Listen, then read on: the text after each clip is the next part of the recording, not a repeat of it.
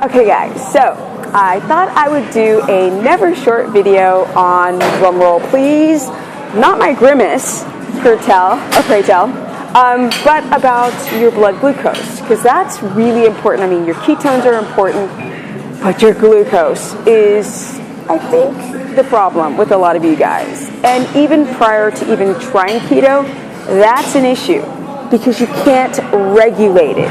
And believe it or not, if you eat a lot of carbs, carbs make you release insulin, and insulin does what? It makes you store fat. Okay, that's what we don't want.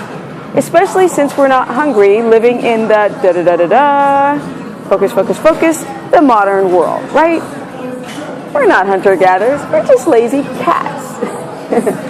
Okay, I like to say that because I just kind of had this epiphany on how complacent, I'm not saying, some people have become in our modern times, and you know, women are hormonal and men are, well, you guys are hormonal too.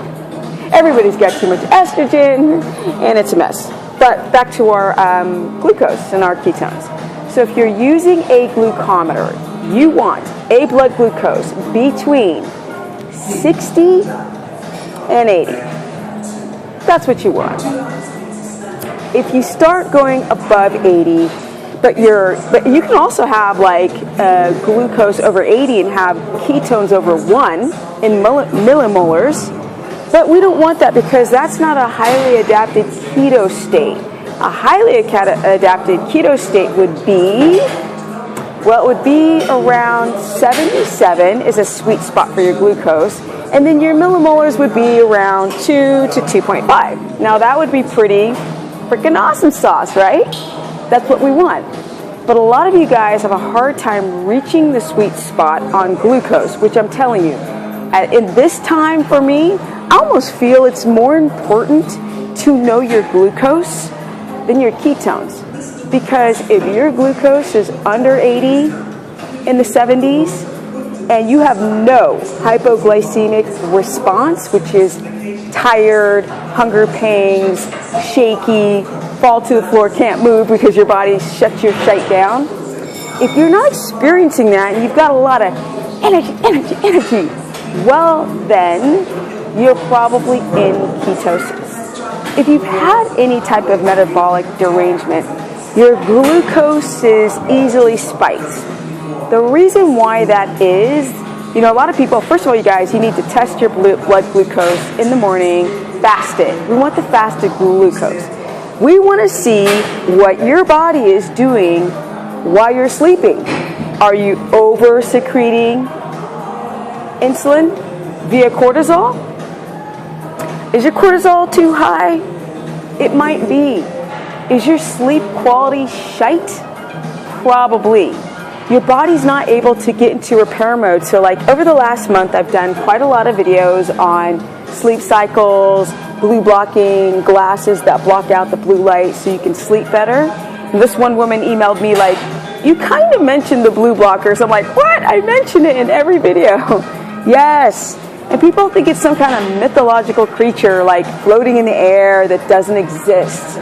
Yes, it exists. You're going to block out. Let's see the daylight. See that nice blue sky in November? It blocks out that light, and that blue light is what lamps and such, where's some lamps up there? Okay. What your lamps mimic is that blue light, and that blue light at night can spike your cortisol, which will raise your blood glucose. So when you check your glucose in the morning fasted, it is way above that 80 mark. You know, over time, if you're trying the ketogenic diet, you're probably going to produce some ketones. You're not necessarily urinating them out anymore, so you guys got to stop checking for on the urine strips for your ketones. You really want to go for a glucometer and check your blood glucose.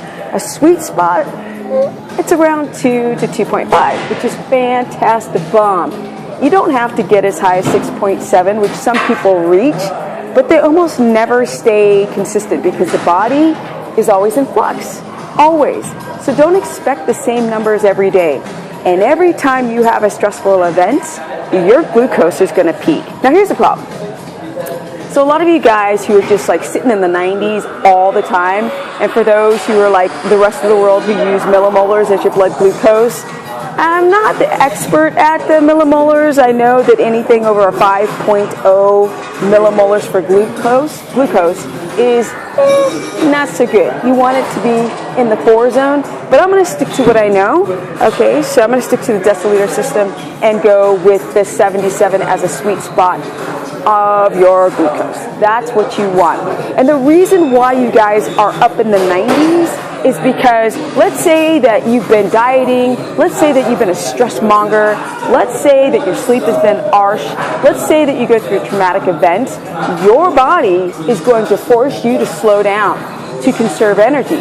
So you develop metabolic derangement. You know, your adrenals become overtaxed.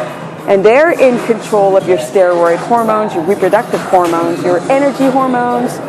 So when those things become taxed, then other things become taxed, like your thyroid becomes taxed, your reproductive hormones become taxed, and you become metabolically damaged. Your body will get fat because fat is its way to survive. The body doesn't understand, like, I got a text of bad news and therefore I'm stressed. It doesn't understand that. It understands infection. It understands starvation. It understands running for your life. It does not understand decision fatigue in our very matrixy world. So your blood glucose is spiked all the time because your body constantly thinks it's running from a lion. And that's why you have elevated levels of blood glucose. The problem is every time your glucose starts to rise too high, and a lot of people have theirs over 100, and for those who eat poorly can get up to 120 is right there at the diabetic, pre-diabetic level. So some people actually sit over 100, and that's pretty shitey. Those types of people have hypoglycemia. They've got some sort of insulin resistance. Insulin is a hormone that's going to get that toxic sugar out of the blood, deliver it to the cells so you can have energy. And if you're not energized after eating a meal, your metabolism is damaged. So when you try to drive ketogenesis, your blood glucose is still up there because your insulin is freaking exhausted. It's not doing its job. And you still feel tired. And then you drink coffee, and then you freak out your adrenals, and you piss out your minerals, and the whole vitamin D, and a bunch of host of things, because it's a diuretic, and the whole thing starts over again. Then you go to bed at night, you eat a lot of carbs, you have a blood sugar spike, your body's freaking out, it wants to get rid of the blood glucose because it's poison over a teaspoon, and then you crash, and then during the night, your cortisol begins to peak again. Because carbs put you to sleep and have a dopamine, serotonin effect, but they're not going to keep you in that to the 3rd, 4th, and 5th level of sleep. No. So you're going to be stuck there around the 2.5 zone and not really burning, repairing your body or growing. So that's it, you guys. I just wanted to do a never short video on blood glucose and how it's just as important to know as your blood ketones. That's why I don't really pay attention to the ketonics, the breathalyzer. I'm not really paying attention to that one. I know I'm not paying attention to the urine strips. The glucometer is a great tool, not just to know if you are in ketosis or have the numbers per se, because I don't like to predict your future body in numbers, but it's just great to see what stresses your body out. Is it dairy? Is it nuts? Is it caffeine? Is it alcohol? Well, we know that's going to spike up your blood glucose because it's got ethanol in it, and that's not a good thing, as expressed in other videos. But you guys, just a quick video on how to use your glucometer.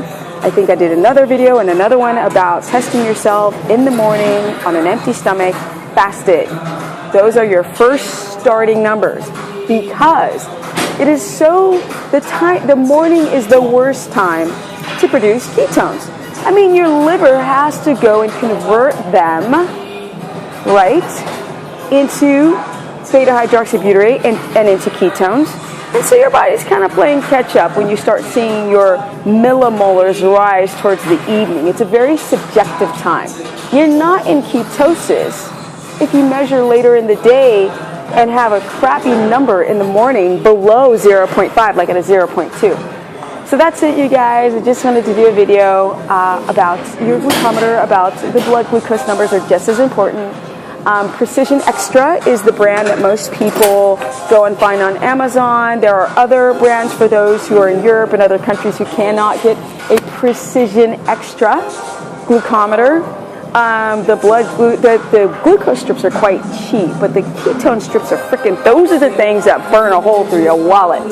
So there's a Canadian online drugstore called Universal Drugstore.